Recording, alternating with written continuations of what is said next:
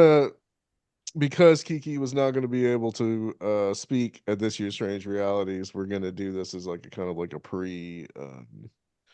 pre-party or pre kind of like Strange Realities, just to get you guys ready. And of course, the topic is about Halloween, so I think that that's very appropriate.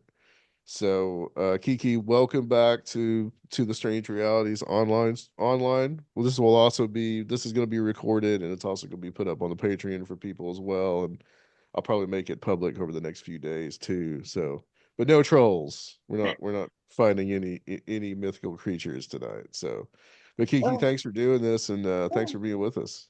Yeah, thank you for having me. I'm so happy to be here and glad that I could still kind of participate and be a part of Strange Realities this year, even though I won't be presenting at the event itself. So thanks for having me. Yeah, absolutely. Absolutely. We're always glad to have you. So if you want to go ahead and take it away, we will go ahead and get started.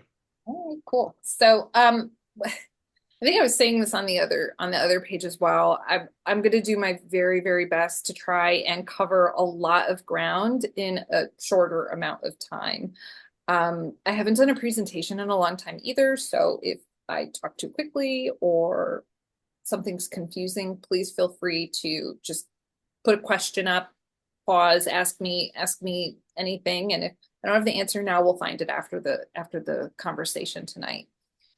So the name of this presentation I'm giving, I called it Resurrecting Samhain, Sounds, History, Halloween's Evolution, and Modern Day Magic. So what we are going to do today is look at the history of Samhain as a Celtic festival, and then see how Samhain supposedly evolves into Halloween and how Halloween evolves over time, bringing us up to date into exploring modern day witchcraft and how modern day witches, Wiccans, mystics celebrate Samhain.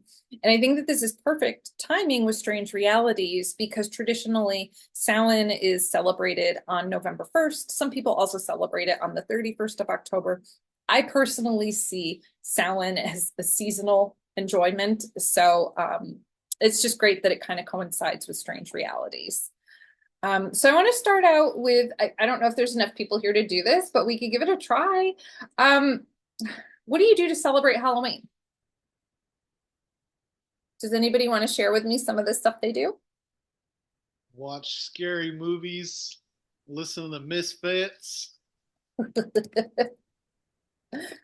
I love it. I drink too many pumpkin spice lattes Hey, and carve the pumpkin. What else are people doing for Halloween? Amy says decorate her porch. Yeah, nice, nice. Porch. That was always a time for me to honor the dead. Wow. Great. I like that. We've Yeah. had our discussions about dumb suppers, Kiki. Oh, good. And we're going to talk about dumb suppers later. So, yeah, awesome. I just wanted to start with this. Just to get you guys thinking about some of the things that you're doing already for this season and maybe discovering how these traditionally Halloween celebrations also coincide very, very nicely with Samhain. Um, so I'm going to start with a very brief history of Samhain, and I mean very. Um, the first point I make here is that it is a bit of a guessing game. And so what I mean by that is we don't really have a clear picture of how Samhain was celebrated. We know a couple things for sure, but everything else is sort of in a gray territory. And we'll discuss that a little bit later when I get to Ronald Hutton. But I wanted to start with that by saying that, what we know about Samhain as an actual festival is a little bit more limited. And that over time, a lot of people, through theories and speculation and some archaeological evidence, have started to piece together and think about what may have happened. And I also say that it's a guessing game because you may get a different account of what Samhain is depending on who you read or who you talk to. Some people will say that Samhain was a Celtic festival and Druids were doing sacrifices, and others will say it was a day that we honored the ancestors. A lot of people will also talk about sort of like this otherworldly connection. These are all things we'll dive into a little bit more as we progress through the slideshow. But there you go. Samhain isn't just this very neat and very factual thing that we could talk about. But as far as we know, Samhain was a Celtic festival that marked the ending of the harvest season and the beginning of winter. When we talk about the origins of Samhain, there are two places in Ireland that are particularly valuable in this Samhain history and the Samhain lore. This is the Hill of Tara and the Hill of Clecta. And I hope that I said that right. It's also called the Hill of Ward. So, but I'll try and do the Clecta. I really like that word. I think it sounds really cool. It's this one with the red underlines in it, obviously. So these are two ancient hill forts that are about 12 miles apart from each other in Ireland. The Hill of Tara is said to be this ancient sacred site. It's where high Irish kings held their court. It's where their reign was held.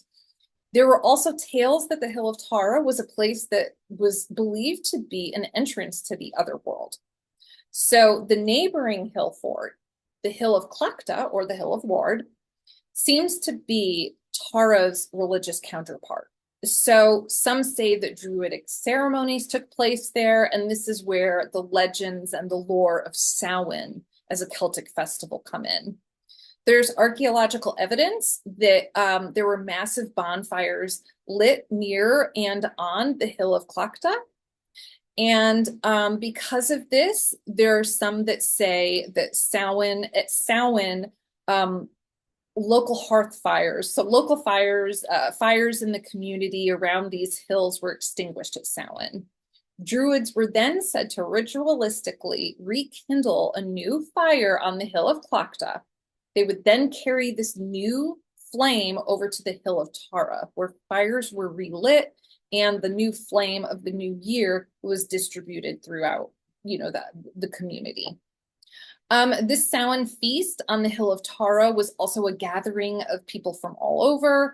Some say that it was a week-long festival. There was feasting and drinking and competitions and horse racing and diplomatic discussion and so on.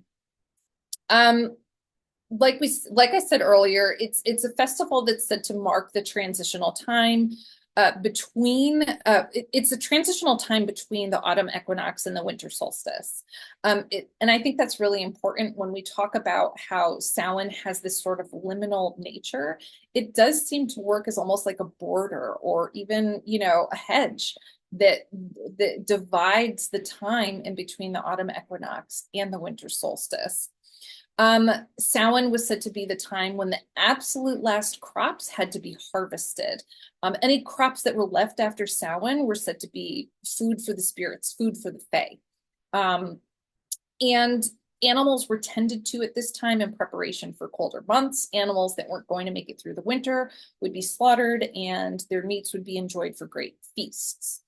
There's a sense of liminality.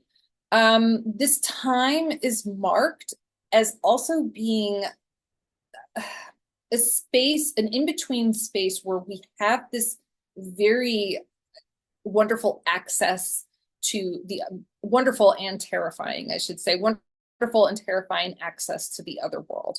We'll talk about this term about the veil and this phrase that's often used when referred to Samhain a little bit later. The veil is thin during this time. So when we think of Samhain, it truly is a time where we are able to have easy passage between our world and the world of spirit. So obviously I'm being very sarcastic. I'm just trying to be a little bit silly here.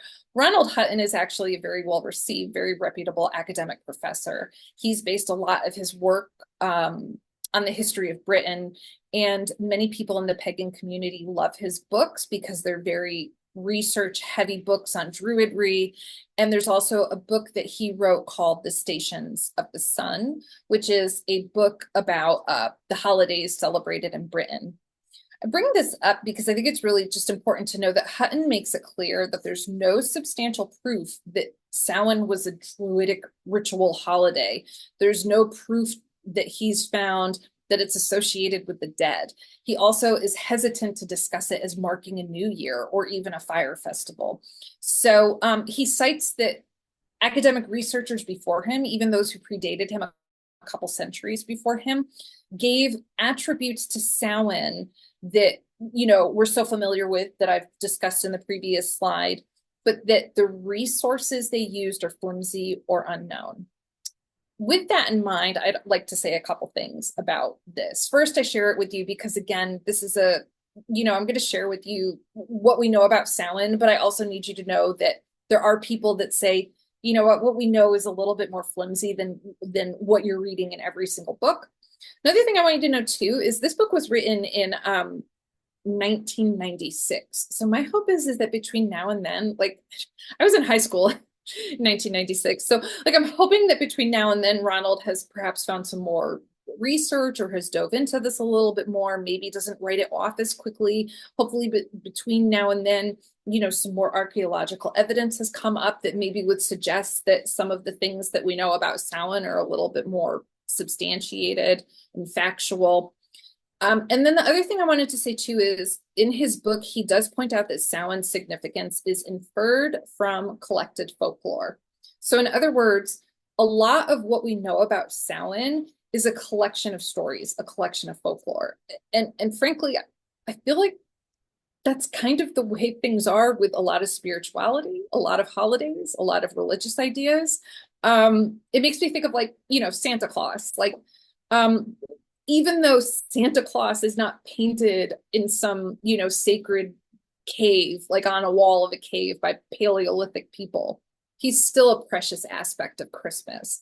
So, even though some of these things can't be, you know, found in, you know, some book or some record that some monk made, we could still honor it and celebrate it as folklore, and theories and speculation. Does that make sense? Or does anybody have any questions? Okay. With that in mind, I'm going to talk about the evolution towards Halloween and Christianity's attempt to Christianize Samhain.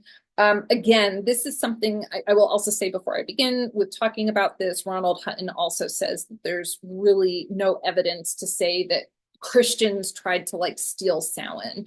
But I mean, a lot of people have heard that before, where you'll hear like, well, you know, the Sun King is born at the winter solstice, and you know, as a result, you know, Christmas happens at this time and Christ is born at this time. So a lot of people sort of like make the same theory or connection with Samhain and these holidays that came up in the Christian calendar.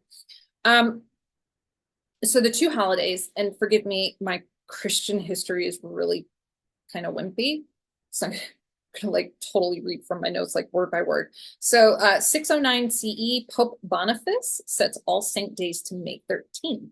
Well, that's really interesting too. These holidays are not originally in November.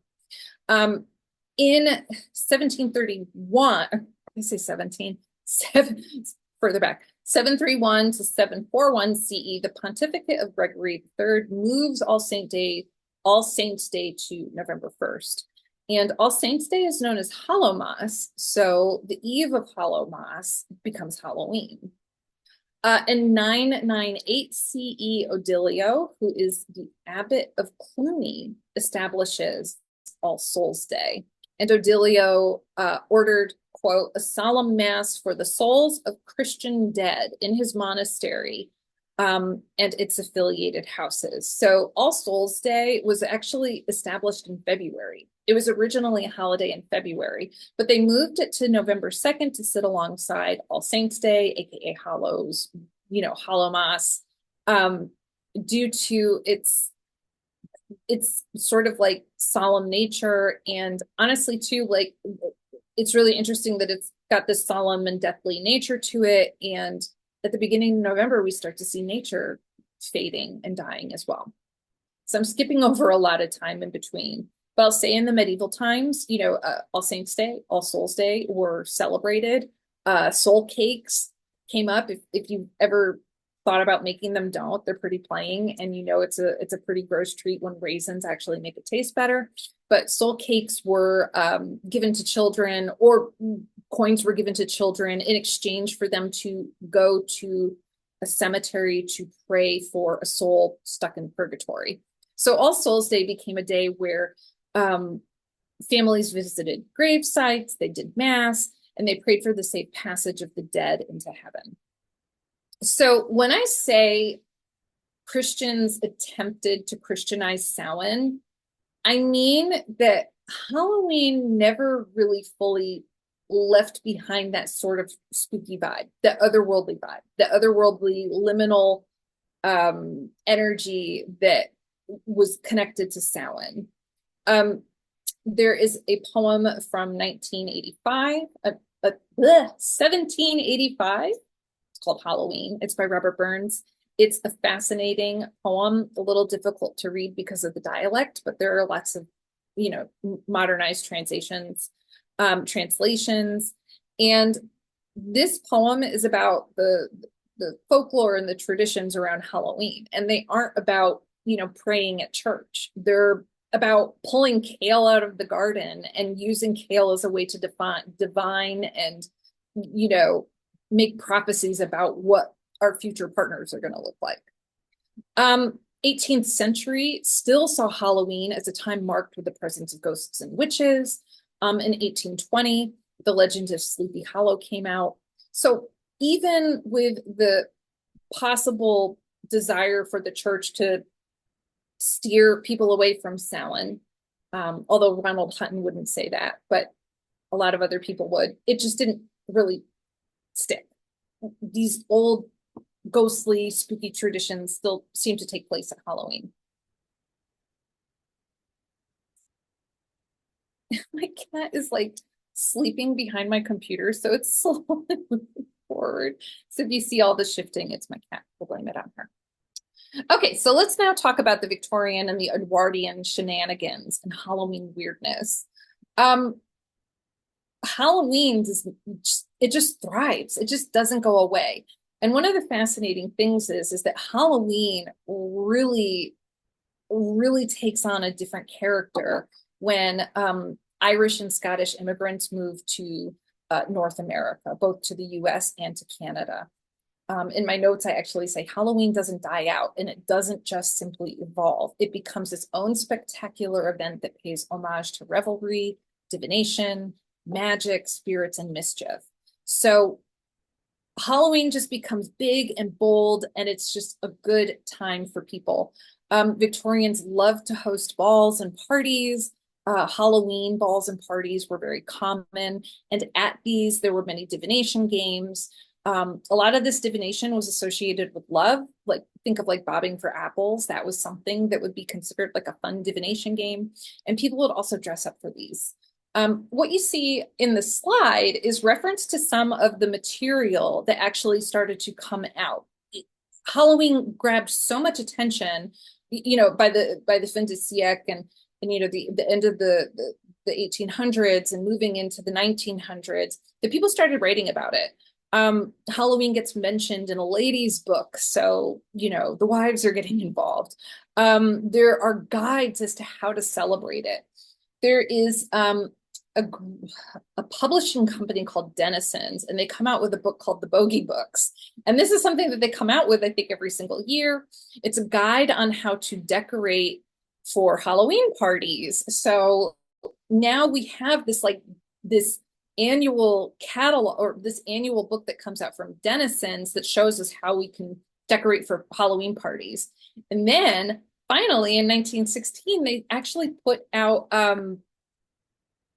like commercially available costumes. So it's like a catalog.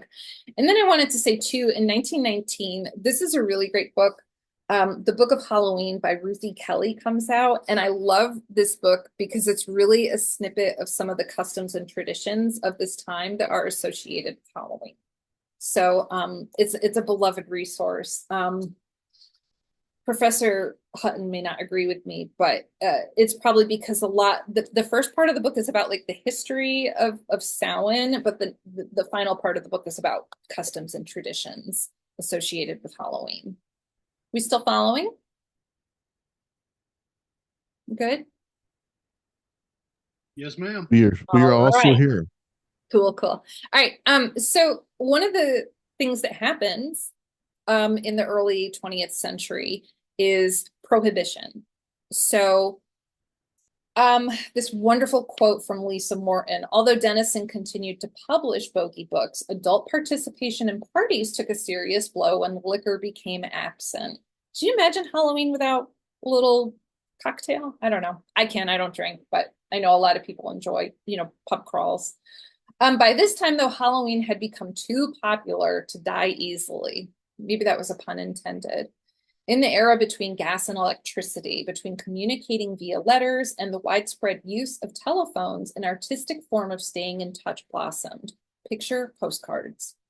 During this golden age of postcards, over 3,000 Halloween cards were produced, and the fantastical, colorful design of these cards worked to codify and solidify Halloween iconography.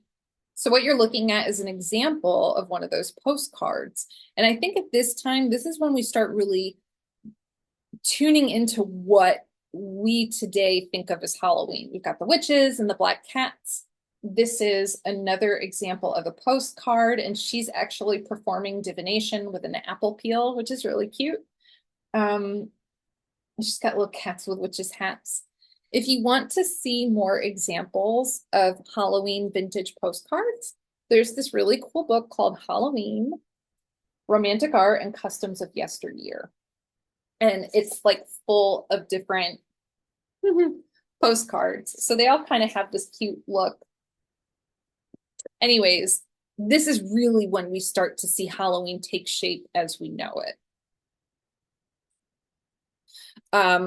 It becomes a secular holiday. It's a holiday that we, think of, when we think of Halloween, we start thinking of candy and costumes and divination and pranks.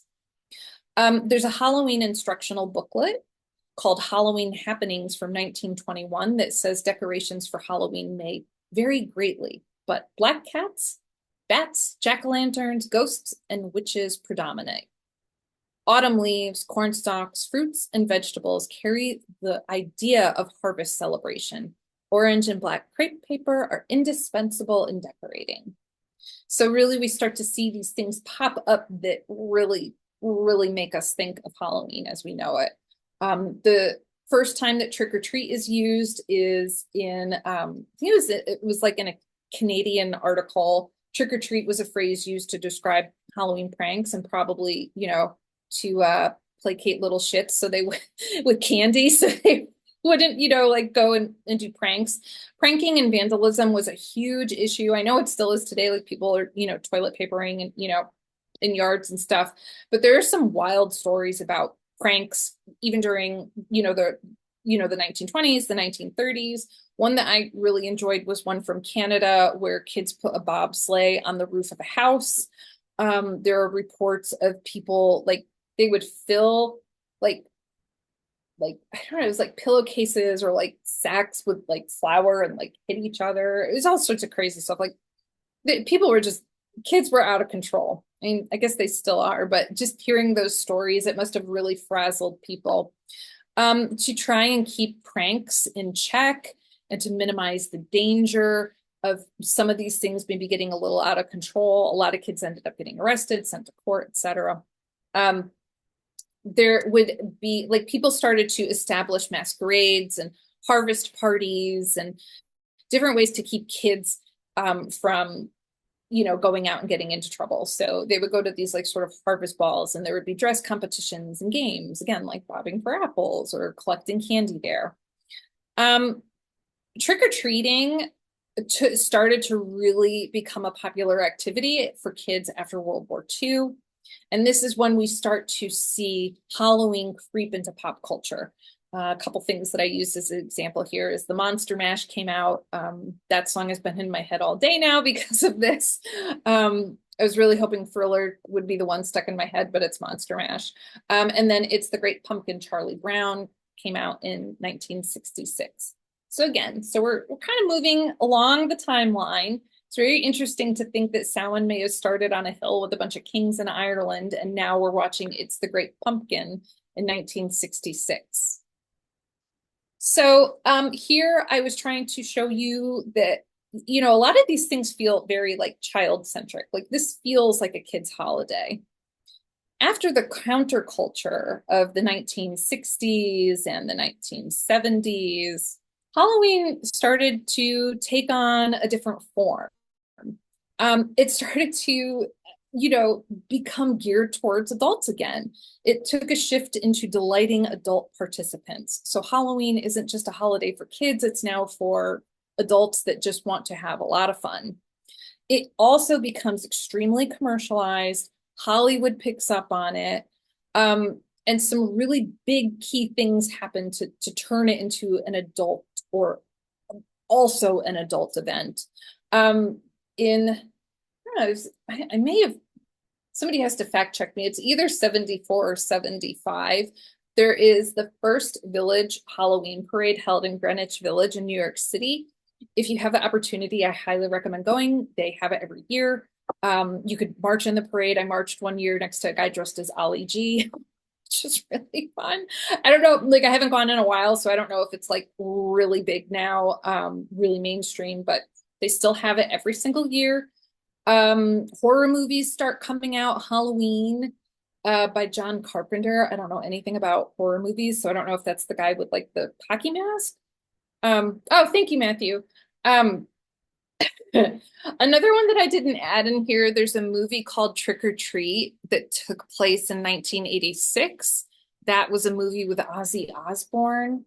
You know, in terms of other things that we see in like pop culture, the Simpson era, this what happened? When did Thriller came out in 1982, great one. One of the things that's really popular now is the Thriller flash dance at Halloween. The Simpsons debuted their first Halloween episode in Treehouse of Horror. I don't know if anybody around my age range remembered, how they would always have this like little like warning at the beginning of the episodes that adult supervision is recommended because it's a little bit scary. But they were really fun episodes every single year. Hocus Pocus is released in 1993. I know it's a Disney movie, but I think that it's very apparent that a lot of people, especially people in our magical and witch communities, have really fully embraced it as part of the Halloween and Samhain experience. One thing I did skip over, but I want to mention quickly, one thing that I'm really think is wonderful is that in the 1980s, queer culture really embraced and celebrated the Halloween culture with parades and clubs. It was an opportunity for them to be able to celebrate with drag performance. So it really became just this really wild, fun holiday. There was an article in Time magazine in 1988 that described Halloween as an escapist extravaganza, which I just love. I'm like, yeah. Like I think that, and for me, that feels like such a modern interpretation of what it feels like to be in a liminal space where the veil is thin. It's an escapist extravaganza. We can depart from our reality and have experiences that we choose to, or maybe not choose to, but give us something to think about. During this time as well, boxed Halloween costumes are available with many sexy options, sexy Snow White, or, trolls who post pictures, people in bikinis, there's this cute little picture from the Mean Girls where they talk about, Halloween is the one night a year when girls can dress like a total slut and no other girls say anything about it. So I think it's wonderful. I think it's part of like this very like liberation movement of just being able to be like very forthcoming with celebrating our bodies and our sexuality. So Halloween is now the second most profitable holiday in the United States, just behind Christmas. It's totally commercialized. Kids and adults are buying into the fun of Halloween. Halloween transforms suburban homes into haunted houses with bowls of peeled grapes and slimy spaghetti. Spirit Halloween shops pop up this time of year. Home goods is packed with Halloween decorations. Halloween's a big deal. However,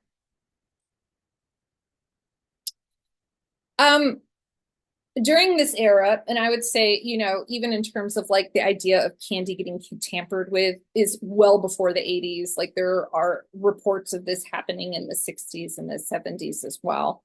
There are reports that candy was laced with LSD, with laxatives, that people poisoned candy apples. And then that very well-known urban legend, sometimes urban, sometimes proved as a hoax, that razor blades are being found in candy. At this time of year, you'll also hear urban legends about satanic rituals taking place in the state park near you. And this is further fueled by Christians who have taken serious issue with Halloween. Pat Robertson, in particular, in 1982, declared that Halloween was satanic. And yeah, there's all sorts of articles online where, you could see where people are trying to just say, like, we don't celebrate Halloween. It's, it's evil. It's connected to the devil. So as a result of this sort of like pushback on the, escapist extravaganza, the debauchery, the liberal spirit, and the joy of Halloween, we start to see parents taking kids out for trick-or-treating. There are Halloween events that now take place in community centers, museums, and malls, and a more tragic transition into trunk or treats. When I think of trunk or treat, it just feels like a very sterilized version of trick or treat. I find it really strange that, it's something that's being sort of transformed, especially because like even in my neighborhood, I see, signs for, churches hosting trunk or treat. But then I think, but you thought that this was satanic. So how could you make it unsatanic? Or is it that you just need people to, show up to church and make this a popular event? I have all sorts of personal opinions about it, but it is a very fascinating evolution we see two things really happening. We see this split where, Halloween as we know it is transforming, while it's still definitely an adult holiday and there's still lots of escapist extravaganzas happening. There's this aspect of Halloween that is really tried to make it safer, and maybe a little bit less sinful. Meanwhile, we've also got something happening on social media platforms, witches have taken to social media platforms and have very openly shared their lifestyles, their information, their practices online through, whatever I said, TikTok here, Witch Talk, or Instagram, or whatever, Blogspot, I don't care. There really is this deep devotion in exchanging information for people that are really interested in the magical and the witchy aspects of Samhain, as it was known as a Celtic holiday. We started many, many slides ago, and some of the fun escapist qualities of Halloween. Any questions so far? Good?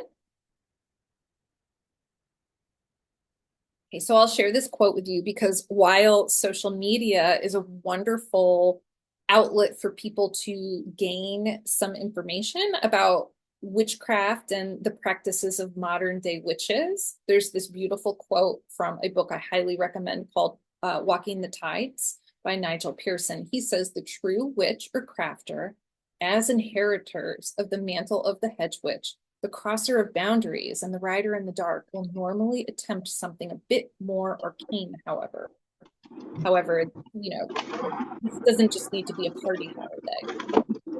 This is the time to take advantage of the drawing back of the veil between the worlds and search in the dark for that which may have more meaning. At this time between time, when all is chaos and the rules are reversed, it is possible to slip through the cracks in time and space, if you dare, and learn those secret things that are normally hidden." So that's my sort of shift into the second part of this discussion, where I want to talk about, now we have all this information. We know how Halloween, was Hallowmas. It was this day where we prayed for the souls of the dead. The Celtic tradition says that it was the end of the harvest season. It was connected to the let me see something.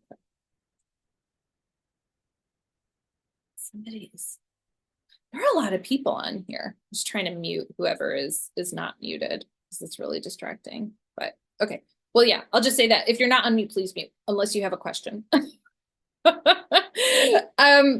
So we've learned that Samhain has this sort of like otherworldly feel to it. It has this magic to it. Halloween was connected to the dead. And so let's talk a little bit about how witches, modern day witches and mystics enjoy Samhain and what the reclamation of Samhain is and how Samhain looks in a modern world. I was going to say that we're not, kindling fires on the top of hilltops, but I actually do believe that there are some like very big fire festivals associated with Samhain. I know that there is a Beltane festival in Scotland, but maybe that could be something else, like somebody awesome can fact check, and find a Samhain celebration that actually is like a huge fire festival in modern day. So modern day observers of Samhain typically celebrate Samhain on November 1st. However, some start on October 31st to kind of embrace that Halloween energy, and they'll go through November 1st. Some will also wait for the sun to reach 15 degrees in the sign of Scorpio. And for people like me, I think of Samhain as a seasonal vibe. It isn't just a one day marked in stone on the calendar, but it's a certain season. It has certain sensations. So I'm going to pause here and ask if anybody wants to share with me. Do you have any events or activities or foods or celebrations that mark the beginning of the Halloween and or Samhain season for you?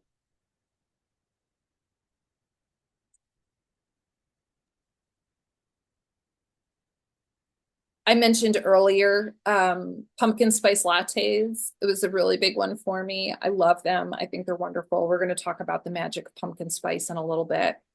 I really like going to haunted houses and hay rides and like spending a lot of times doing like fall activities outdoors.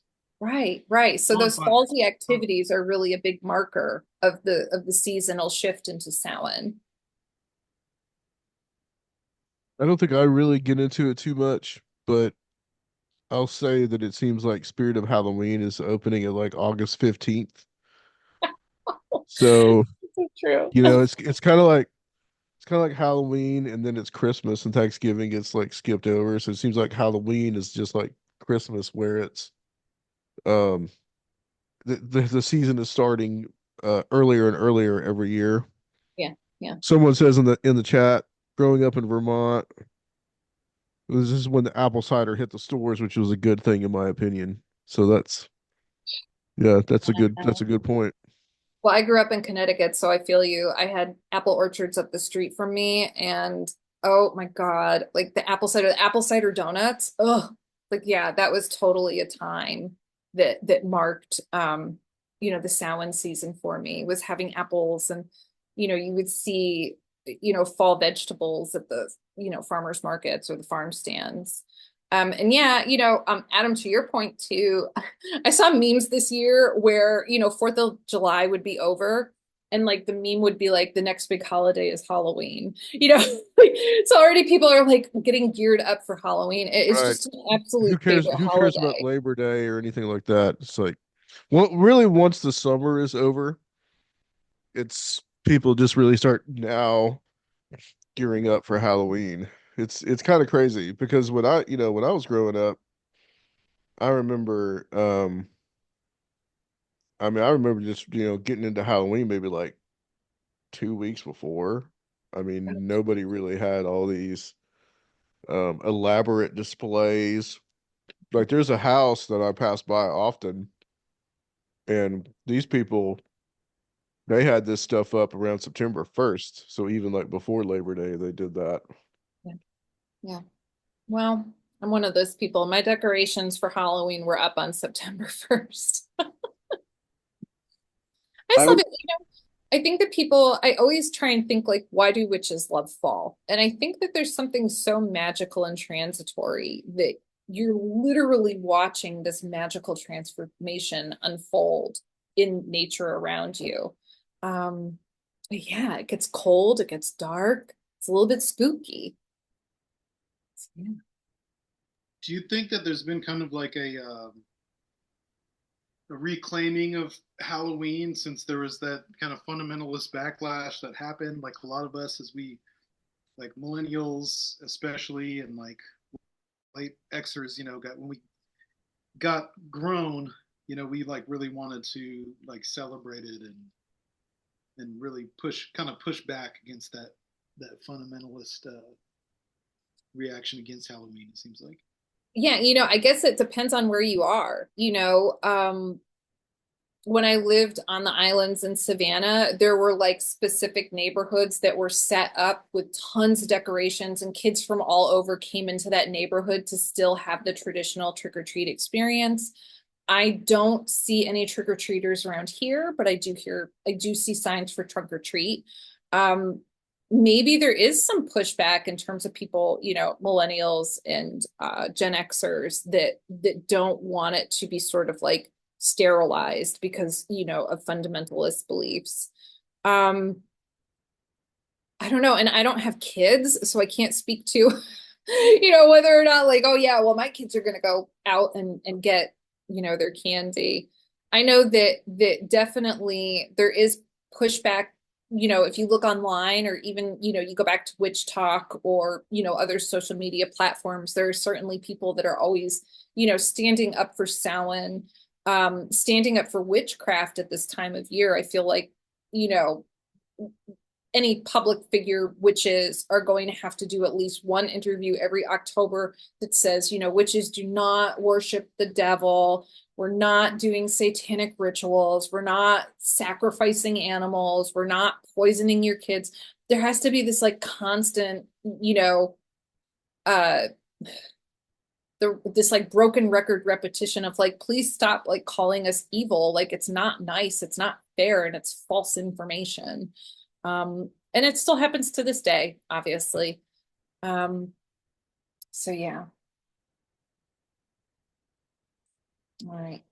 Any other questions? I'll keep on talking. How am I doing with time as well? Is everybody cool? I think everybody's cool. We've had We're some cool. couple more people join. Nice. Hi, Uh, everybody. so Amy says all the local bands around here do cover shows. Like a band will put famous band to do a tribute set. Mhm. So there's something there. Matthew says we honor Halloween with what most sacred of food, Count Chocula. Uh, Marco usually put together a watch list of horror movies for October. Yep. Yep. Yeah, That's there you go. awesome. That's probably the biggest thing for me is watching horror movies, although I really haven't done it that much this year. There's I'm a Spooktober little at busy. I'm a Belcourt. little busy through October for the last few years. So Yeah, I hear you. Well, try and get to the Belcourt for anybody that's in Nashville or near Nashville. They have Spooktober. Practical. I'm going to be at the Practical Magic Show on Sunday. I'm really excited to see that in the theater. Because I don't see horror movies, but they're showing Twilight, which I don't need to see again for a couple years. I'm not downing it because I do enjoy it, but I'm going to go see Practical Magic, which is also a movie totally embraced by the, witches today. Great. It's a great Halloween movie if you don't like horror movies. Um, yeah, Count Chocula. What about Blueberry? Well, there's Blueberry, Count Chocula, and what's the third one? Aren't there three like cereals? Somebody will figure it out. Frankenberry, Frankenberry. Frankenberry.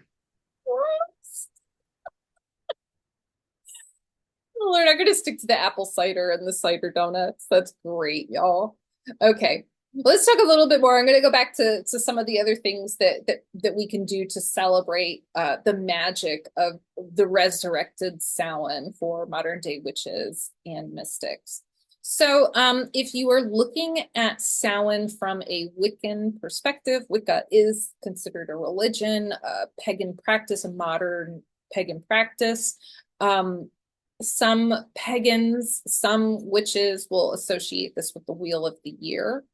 I am not Wiccan, but I totally honor the Wheel of the Year because I think it's a really nice way to reintroduce myself to the present moment and the seasons and the world around me. The Wheel of the Year is basically just the cycle of holidays. There's the 2 solstices, the 2 equinoxes, and then 4 that are in between. So modern day, I'll say Wiccans, but some pagans, some witches, some mystics will also consider Samhain to be the witch's new year. So I personally see this as a time when we transition from a world of productivity to a world of reflection. So think about how we're talking about the final harvest. Prior to Samhain, there's a lot of, in the agricultural world, everything's growing. In the natural world, everything is growing. There's productivity, there's manifestation, there's abundance. And at Samhain, all of a sudden, things are fading, things are dying, things are hibernating. So Samhain for me is a time when we can pause and maybe think about the changes that we observed over the previous months. Or maybe even consider where else we want to form in our lives. And in that sense, to me, Samhain really takes on a great opportunity to do transition and transformation magic. Just a couple of things just for food for thought, things to think about with Samhain. Metaphorically speaking, if it's the final harvest, take stock of what you've grown during the harvest. So what's in your personal inventory? What have you grown in your personal inventory? Physically, spiritually, emotionally, where have you grown? Another thing to think about, food for thought, if Samhain is the witch's new year, what resolutions do you want to make? What new things do you want to invite into your life? Samhain is also a time to explore the supernatural, to seek out the gateways to the other world. I will talk about and kind of define the other world a little bit more in I think the next slide, but just to mention now, because it's come up a few times prior to the definition, the other world is said to be sort of like a world that's parallel to our own. And it's a world where, spirits and the fae and in some cases, in some stories, the deities reside. So yeah, it's so think of it as like, the access point to the ghosts. That's why all the ghosts are coming out right now, right? So when we're exploring the supernatural and the otherworldly, Samhain gives us the opportunity to do some really good divination work, develop our psychic abilities, maybe explore our psychic abilities or our intuitive hits. For people that like it, astral travel, even with flying witches ointment, meditation, dream work, ritual, that involves sort of like the shift of consciousness. These are all things that are really wonderful activities to celebrate on Samhain. Magic is in the air. And when I think of Samhain, I think of it as a time where we can validate that inner, and I can say that to the company here tonight. Samhain is a time where we can validate that inner knowing that there's more to this world than our 5 senses. There's more to this world than what our history, or our high school chemistry books or history books have told us. We can feel it and we can sense it. And Samhain really almost gives us a key to really exploring that and acknowledging it and validating it as part of our truths. Honoring the dead, I know that it was brought up earlier. Matthew, I think it was you that was talking about dumb suppers. This is absolutely, Samhain is definitely a time where we, honor the dead. And there are several ways that people do it. Spirit communication, seances, spirit boards, etc. Some people go to haunted houses, like proper, like a paranormal investigation, or it'll be a time, in conjunction with the horror movies. Maybe they're watching ghost shows. I also think that with the work with honoring the dead, it's also a really valuable time for us to work through grief. And remember that grief isn't just something that occurs when somebody physically dies. It could be being misdiagnosed with something for a long time, and then finally realizing that, you know, you lost time to the misdiagnosis, or trying to think of other examples, the death of a friendship, somebody just disappears from your life, the death of a romantic relationship. There's all sorts of things that can conjure grief. And Samhain allows us the opportunity to lean into the emotions that we may be experiencing as a result of grief. And, you know, that runs the gamut from, you know, strange dark humor to anger to absolute depression and devastation. So it's intense, I think. With that in mind, I would also suggest, you know, considering a message that would commonly come with the death card in tarot. What's died in your life? You know, and that's of course metaphorical death. What's died in your life over the year? What has to pass away? And what do you have to do to manage those feelings of grief and loss in order to move forwards and grow and continue to evolve?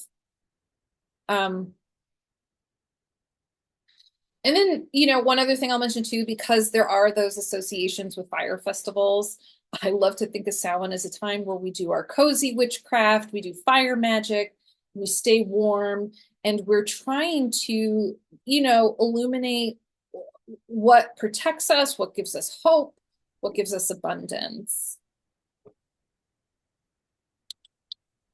Let's talk about the veil finally. So I gave you a little bit of a story about what the veil is in the other world. So has anybody ever heard that term before? At Samhain and Halloween, the veil is thin. Is anybody familiar? Yeah.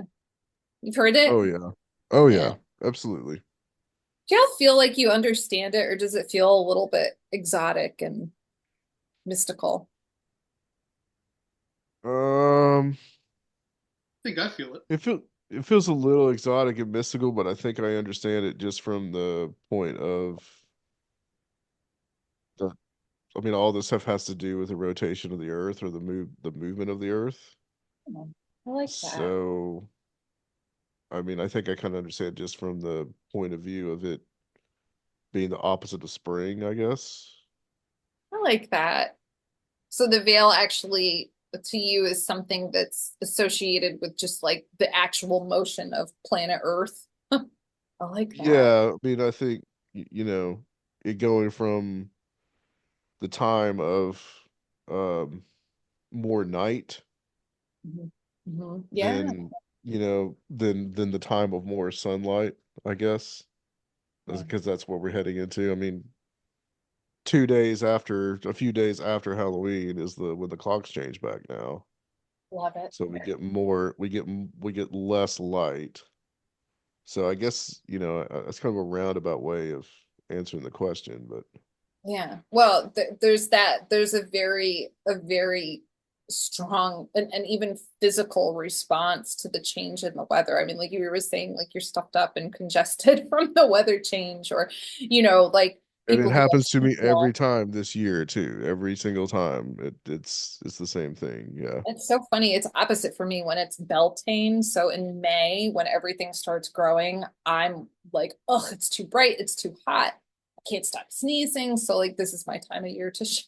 I'm sorry you don't feel well. Well, like I look at it as like, so I was actually having this discussion the other day of just saying that like April and October are my two favorite months because they're perfect opposites of each other. Mhm. They feel the same in just at least here in Tennessee, they feel the same. They just have the same feeling. So they're kind of like from this they're a liminal point, one going into summer and one going into winter. Yeah. Maybe in that sense, the total shift in weather is what sort of makes this idea or the sensation of a veil feel very apparent. A veil is Yeah, I said to, think that's how I would see it. Yeah. yeah, that's perfect. The veil is said to describe a liminal boundary that separates our world from the other world. Like you said, I think it could be an energetic space. It could be a sensation. It could be a reaction to what we're experiencing. It's a boundary marking our passage into what might be another dimension. Um, I don't know why this just popped up in my head, but I almost think of like the veil is thin when people are reporting that they're seeing aliens pop up in a mall in Miami. That's me. It's like, whoa, the veil was down. The veil was down. All of a sudden, this like alternative reality is just showing up to go shop at Spencer's Gifts. Like, it's so weird. In terms of what the Celtics believed or what the Celts believed, the other world was a mystical and magical place. Like I said, it's where the spirits, the fae, and the deities lived. It was known as the place of eternal youth. It was a place where you never needed anything. I almost think of like when I visualize the other world, it's like I see Rivendell from Lord of the Rings. Maybe you guys have different things that you imagine when you think of the other world. The other thing to keep in mind too is the other world doesn't necessarily mean that, when the veil is thin and spirits can come into our world and we slip into theirs accidentally. This isn't always like a positive thing where we're going to have this like very, profound and healthy experience. There are lots of stories about the Fae doing nasty things, being mischievous, being outright mean. Some do, have a fondness for human interaction. I think of like the brownies that are said to live in homes and kind of help take care of the homes at night when the humans are asleep. But then there are some who are kind of nasty and do mean things to people. So, being able to touch the other world isn't always necessarily, this beautiful, positive experience. We have to be on our guard when the veil is thin. We have to protect ourselves from the mischief and from the potential of getting pulled into things that would be bad for us. So when the veil is thin, we have this sort of access into things that we can't normally sense with our five senses. So in terms of that, Samhain is a great time to do some divination. There are tons of traditional divination games, and just to try and briefly go through some of this stuff. I don't have many more slides left, by the way, but not to take up all your time. Again, if you want to learn about traditional divination, the Book of Halloween by Ruth Kelly, and then Halloween, Romantic Art, and Customs of Yesteryear by Diane Arkins are really great sources to learn about different old divination games. But one I'll share with you right now is one of my favorites, and I talk about it a lot because I think it's really easy, and they also kind of like make a modified version of it in a Charmed episode, so I'm all for it. So what you do is you take an apple and you pare the apple and you peel it very carefully so the peel remains in one long piece. Once you have the peel, you take it and you hold it in your hands, send your blessings out to the universe, and you throw the peel over your shoulder. You then can examine how the peel lands on the ground and see if you can decipher a letter out of its shape. This letter is said to be the initial of the person you will become romantically involved with. You'll find that a lot of divination for Samhain deals with like romance and love and finding out who you're going to marry. So it might be a little outdated, but it's still kind of cute. There's another one that says you stand in front of a mirror at midnight on Halloween and you brush your hair 3 times. While looking in the mirror, you will see the reflection of your future husband. I really like that because it's very much like makes me think of scrying, which I think is a really fun activity to do at Samhain. Scrying is the art of the gaze. It's when somebody gazes into a reflective surface to see if any imagery or any psychic hits come up during that session. And even if you don't see anything in the reflective surface, it's a really chill and meditative activity. So I highly encourage you to try it. Today, there are all sorts of Halloween themed divination. If you can see this one, this is the Halloween tarot. It's absolutely adorable. Highly recommend. This one is new, the Cozy Witch. And then there's the Season of the Witch, Samhain Oracle. So if you're somebody who likes to work with cards, there's all sorts of modern Samhain and Halloween themed decks. This is a great time to also work with pendulums, tea leaf readings are another popular thing. And dreams are said to be very vivid at this time. Maybe we're just tapping into something powerful and beyond our understanding with the thin veil. There's also another divination. There's like in one of these books, there's like a little poem or like a little verse about dreaming, and it says, turn your boots towards the street, leave your garters on your feet, put your stockings on your head, you'll dream of the one you're going to wed. So that came from a Halloween book in 1923.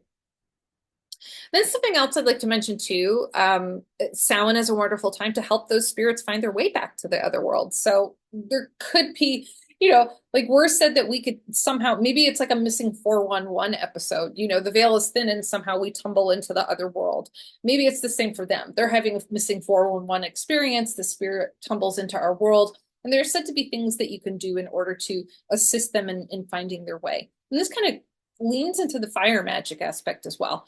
Jack-o'-lanterns originally were carved little turnips in Ireland. And fortunately, we have pumpkins in North America, which are much less annoying to carve out. Those jack-o'-lanterns could be lit up and were said to guide spirits back to the other world. You may want to light an illuminating path. I know that at Christmas time, we had luminaries lit on our street, but I think it would be really fun to do luminaries on Samhain as well. Maybe like an illuminary labyrinth. Another way to honor both the dead and the spirits of the other world is to leave out an offering for the Fae. Some people will always do this just to kind of stay in their favor and to keep away from getting on their mischievous sides. Right. So honoring the ancestors, let's talk about spirit communication and honoring the mighty dead. Has anybody heard of, I know Matthew, you have the dumb supper. Has anybody else ever tried a dumb supper or heard of it? Who you calling a dumb sucker? His dumb supper. So it's kind of a funny name, but it's also known as a silent supper. And dumb is used to refer to the fact that the meal takes place in complete silence. So a dumb supper is a special meal that's prepared, arranged, and served with the hopes that an extra special guest will join the meal. And that extra special guest is the spirit of somebody close to you who has passed over and, has passed away. So the premise of the dumb supper is that you create a delicious feast, possibly the favorite food of a person that died that you want joining the feast. You set an extra place for that person that you are commemorating at the table, and you have the meal in silence. And the meal is said to be in silence because it's a time for you to really think about that person. It's like that moment of silence that we have when somebody passes away. You do that during the dinner, but people also say that the silence allows for the opportunity for you to see if there are any signs or sounds that you hear that would suggest that that person has joined you for the meal. While a dumb supper can technically be hosted at any time during the year, it is commonly associated with the Samhain season. I've also heard that people do actually hold conversations during dumb suppers as a means to sort of like entice the spirit to come. So they'll share, funny stories or, talk lovingly in memory of the person they wish to join the meal. Other ways of communicating with the mighty dead, it would be with spirit boards. I'm not really a Ouija board person, but I know some people are. There are other homemade spirit boards, that are really, really beautiful. People use pendulums over, images of like the alphabet to try and spell out words. The pendulum is like the suspended crystal on a chain that is said to be moved and maneuvered by spirits. And then the ancestral altar, this is actually an image of an ancestral altar I had one year. A lot of people will use this time to, magical folk, witches, mystics who have altars in their home, will make sure to hold a place on the altar for their ancestors. They may show pictures of of people who died in their family, or the remains, the ashes of animals and pets that they once loved. It's a great place to also, a lot of people will say, put up a glass of liquor or cigarettes for the spirits that have passed over, if those were things they liked. It's meant to be a space where you really just honor their memory, and you can just think about them and invite them to still be participants in your life. And two, another way is obviously visiting cemeteries. There are lots of lantern tours at this time of year. I think they're really cool. Mount Olivet is really beautiful this time of year. And one thing I didn't put on here, but I thought about, another way to honor your ancestors is to do work on ancestry, like get to know your roots. So maybe do a DNA test, build out your family tree.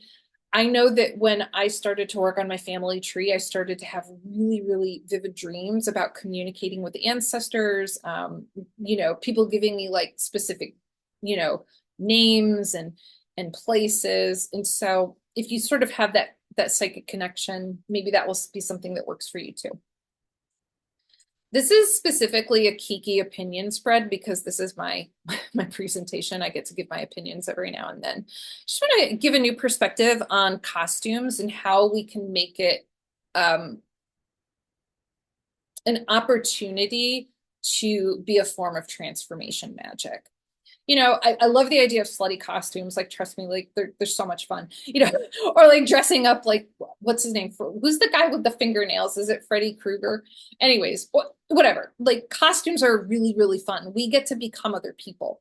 But when I think about costumes in more of a magical sense, I think about shape shifting and how this is something that is so primitive and powerful for all of human history. When you participate in shape shifting, in putting on a mask or the antlers of an animal or a coat or cape or whatever that represents another animal, or feathers or whatever, you're really instilling in you this incredible sacred magical transformation that really aligns you with the magic of the world. Shape shifting can be used for power and for courage. It's just really something that's been with us forever. I wish that I can give you a really good, lecture on the anthropology of shapeshifting. I can't, maybe for another day. When I think about more modernized, more pop culture, more easily accessible, not, sort of like a shamanic experience, glamour magic comes to mind. This can be anything from, I'm going to wear a certain color to attract a certain energy. Today, I really want to attract money, so I'm going to wear gold jewelry and I'm going to wear green. I'm going to wear earrings, but before I put them on, I'm going to put a spell on them to only hear truth and honesty. And it can also be a means to become more of something that we want in our lives. So glamour magic can be used for, again, for empowerment. It could be used for confidence. It could be used for personal transformation. What can we become? So at Halloween and Samhain, just food for thought, dress for the part you want. You can make costuming part of a transformation magic ritual. So, if you want to be a slutty Snow White, that's fine. Like, you do you. But what do you want to be? What's the part that you want to be? What do you want to be when you grow up? See how that costuming can be part of a sacred and personal transformation. And one other thing that might be mindful to consider when we're talking about costumes and, the reflective nature of Samhain is to think about, what does masking mean to you? When is it helpful? When is it dangerous? And when is it an actual means of survival? We're all wearing masks and costumes at different points in our lives. And when have they been beneficial and when have they been detrimental? It's just another one of those little food for thought things. Samhain can be a very beautiful time to just lean into intense thoughts, deep reflections, shadow work. So go with it and learn. This is it. Let's do this, and then we'll do another interactive thing and we'll be done. One final thing I want to say is that Samhain is a wonderful time to honor the magic of coziness and warmth. We talked about a little earlier, fire magic is a wonderful thing to do during Samhain as an activity. You can have a bonfire, or maybe if you have a fireplace, a hearth fire, and this can be a protective and grounding exercise to bring comfort and warmth into your life. We talked about scrying earlier as well. Some people will actually scry by gazing into flame and seeing if they notice anything in the dancing flames that represents an image or imparts a psychic message onto them. So if that's up your alley, highly recommend. It's a very cathartic activity. I'm sure all of us have sat at a bonfire at one point in our life and just kind of like stared into the fire. So, that think of that as an opportunity to meditate or, tap into something psychic at Samhain. It's a great time to do candle magic. Candle spells are really pleasant and easy. You could do candle magic for anything. You can do 7-day candle spells. And it's also a great time to do some incense. Like incense can be burned for purification. If you're willing to work with loose leaf herbs, very mindfully, especially if you're indoors because it gets really smoky. A good blend of incense for Samhain includes mugwort and myrrh, rosemary, and cinnamon. Some people will add tobacco because that is like an offering to the spirits. Cozy magic, when I say cozy magic again, I think it's a time where we can, it is getting colder, it's getting darker. So what is it that we can do to remain warm and comfortable and keep light in our life? And so fire is really a good way of doing that. It's a great time to return to the kitchen. For Americans, some of us will be celebrating Thanksgiving in a month. This is a great time where, we could do a lot of magic with traditional cookies at Christmas or family honored dishes at Thanksgiving. Or for me, pumpkin spice.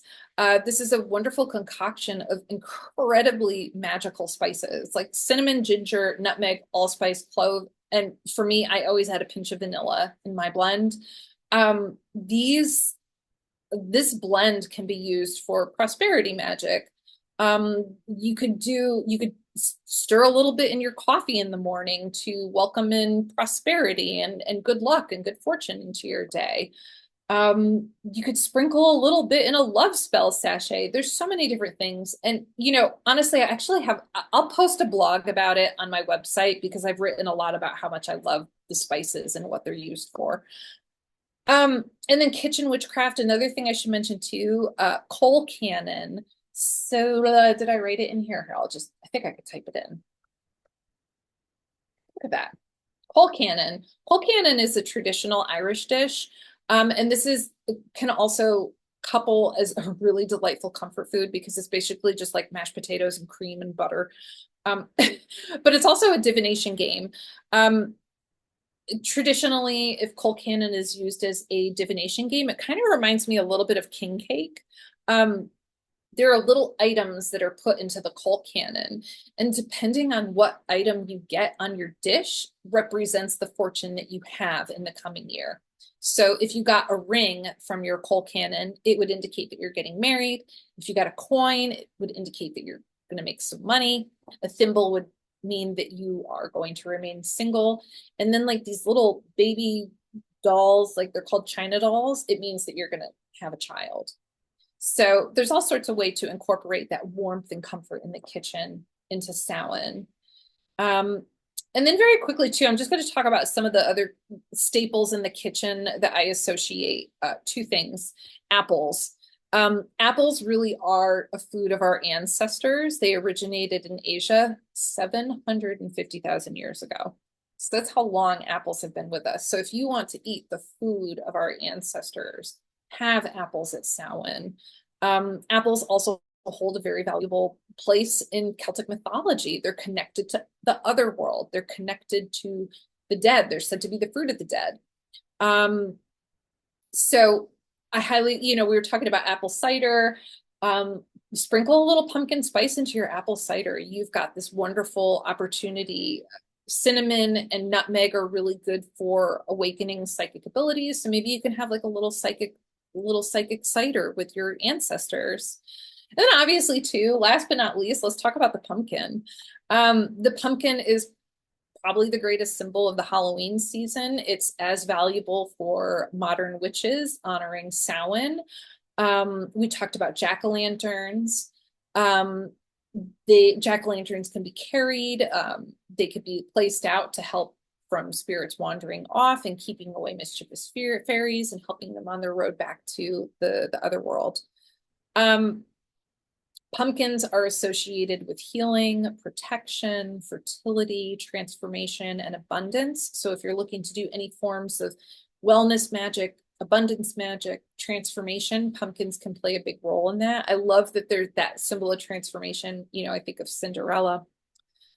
So yeah, let me see. I actually wrote a spell in my notes. During Samhain, collect pumpkin seeds and add them to a prosperity mojo pouch. Or hold a seed, make a wish, and plant it in the earth, asking to have the wish grow with the pumpkin in due time.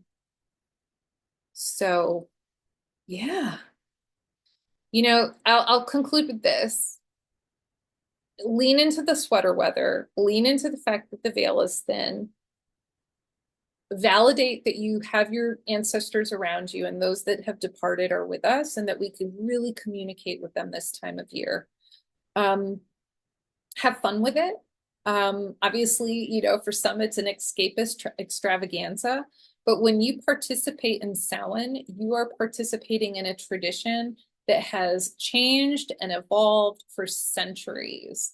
And it's, as we learned earlier, it's something that is a combination of folklore, a combination of party games, of some speculation based on archaeological finds. So it truly embodies just like such absolute magic in a holiday. So yeah, I think that's it. What do you guys want to do for Samhain now? You want to give me anything to write in here? What will you do to celebrate Samhain? How does this compare to your plans for Halloween that we talked about earlier?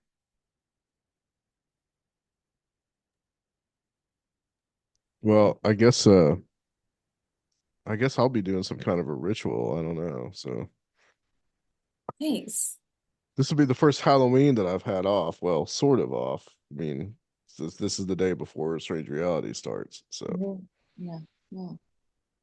Well, I think that's a great activity for Samhain is just, you know, resting. If we're transitioning into a time of year where we're going inside, we're reserving our energy, it's dark.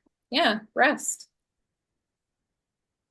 yeah, I'll be running around with a chicken leg your head cut off, but Yeah. I'm going to write a poem about somebody who died. Amy said she's going to try scrying. Ooh, that's such a, I'm gonna spell it correctly. Are you gonna use it? Oh, you in a mirror. Cool. That's awesome. Anybody doing a bonfire with s'mores? We are doing a bonfire. Adam will be there as well, and probably some other people on Halloween night. can't really hear you, Sergio. What? Can't really hear you. You're coming in really low.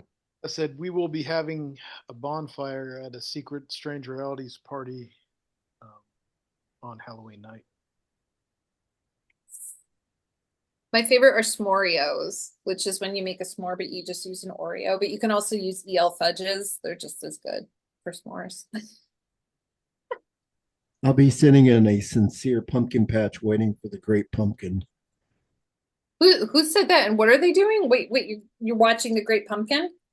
No, no, no, not watching the great pumpkin. I'll be watching for the great pumpkin in the most sincerest of pumpkin patches.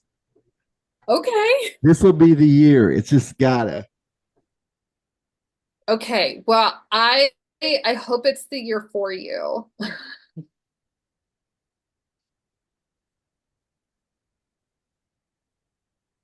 Strange realities. Yes, Vincent. Yep. And I'll say this too. I think it's the perfect timing for Strange Realities. We're transitioning into this time where we're talking the other world, or, this veil being thin. We're really able to kind of communicate above and beyond what, we're supposed to be. And the discussions that are going to be had at Strange Realities are really opening up, their gateways into the other world. I'd like to think so.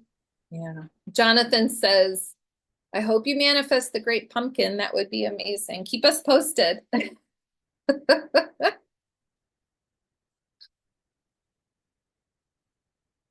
right. I could share this again. Here are my recommended resources. This is what I used to put this together. But if anybody wants me to share with them a specific recommendation, please let me know. And I had to end with this, obviously. Any questions? Everyone give Kiki a round of applause.